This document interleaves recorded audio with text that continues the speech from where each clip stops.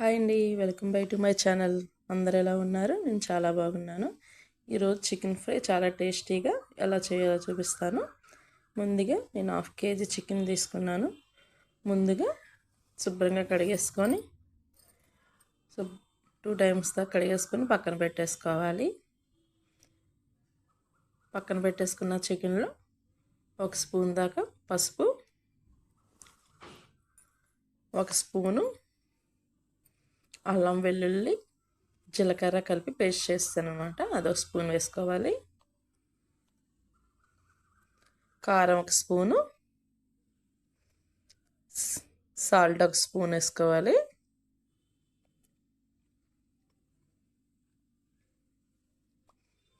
Lemon 1/2 ముక్క తీసుకొని కొంచెం ఇలాగా స్పూన్ వరకు పిండేసుకోవాలి. చిన్న లెమన్స్ అయితే సరిపోతుంది.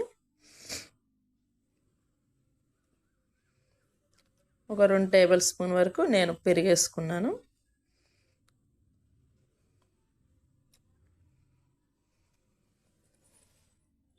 మొత్తం కలిపేసుకోవాలి.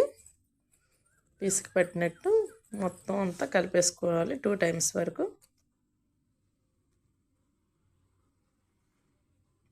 ఇలా కలిపేసుకున్న చికెను మనం ఒక 5 minutes వరకు పక్కన పెట్టేసుకోవాలి. మొత్తం కలిపి పక్కన పెట్టేసుకున్నాను. ముందుగా చిన్న పాన్ పెట్టుకోవాలి. ఇప్పుడు కొంచెం ఆయిల్ వేసుకుందాం. ఫ్రై కాబట్టి కొంచెం ఆయిల్ ఎక్కువ వేసుకుంటే చాలా బాగుంటుంది అన్నమాట. పెద్ద సైజు ఆనియన్ ఒకటి తీసుకున్నాను అనమాట. నేను ఆనియన్ మొత్తం అందులో వేసుకోవాలి. 2 పచ్చిమిర్చి కూడా వేసుకొని ఒకసారి అటు ఇటు కలిపేసుకోవాలి.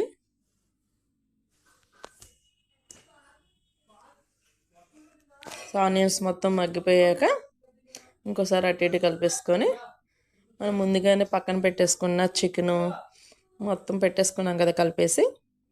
ఇప్పుడు అదంతా ఒకసారి వేసుకుందాం. మొత్తం వేసుకున్నాక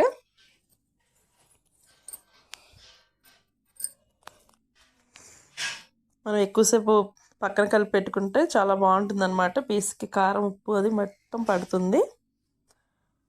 ఆనియన్స్లోనే వెంబటే వేసేసినా కూడా అంత టేస్ట్ ఉండదు అన్నమాట. సరే అటు ఇటు కలిపేసుకొని 5 minutes వరకు మగ్గనిద్దాం. ఇంకొకసారి కలుపుకొని మూత పెట్టేసుకోవాలన్నమాట.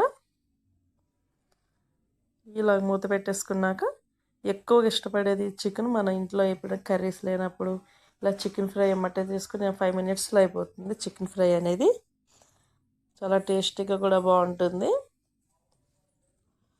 ఒకసారి తీసి కలిపేసుకోవాలి. చిన్న పిల్లలు కూడా చాలా ఇష్టంగా తింటారనమాట.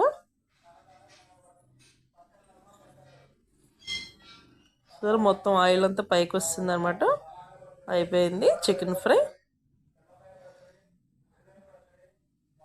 లాస్ట్గా మనం పొడి మసాలా వేసుకోవాలి. 2 టేబుల్ స్పూన్లు ధనియాలు, లవంగం, చెక్క కలిపి పొడి చేసుకున్నదన్నమాట.